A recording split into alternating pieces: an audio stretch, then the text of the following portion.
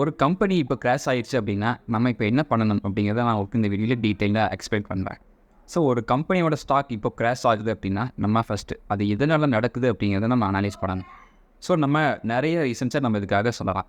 Internal ப்ராப்ளமாக இருக்கலாம், அது எக்ஸ்டர்னலாக இருக்கலாம், மேனேஜ்மெண்ட் ரிலேட்டடாக இருக்கலாம், ஃபண்டமெண்டல் ப்ராப்ளமாக இருக்கலாம். ஸோ இதில் என்ன ப்ராப்ளம், என்ன இஷ்யூ அப்படிங்கிறத நம்ம ஃபஸ்ட் அனலைஸ் பண்ணி அதை கண்டுபிடிக்கணும். ஸோ அது என்ன இஷ்யூனால, என்ன ப்ராப்ளம்னால இந்த ஸ்டாக் கிராஷ் ஆகுது அப்படிங்கிறத கண்டுபிடிச்சிட்டாலே 90% அனாலிசிஸ் முடிஞ்சிருச்சு அப்படின்னு சொல்லலாம். ஸோ இப்போ எக்ஸாம்பிளுக்கு எக்ஸ்டர்னல் ரீசன்னால ஸ்டாக் கிராஷ் ஆகுதுன்னு சொல்லி வச்சுக்கோங்களேன். எக்ஸாம்பிளுக்கு இப்போது டொனால்ட் ட்ரம்போட டேரிஃப்னால ஒரு ஸ்டாக் ப்ரைஸ் கிராஷ் ஆகுது அப்படின்னு சொல்லி வச்சுக்கோங்க.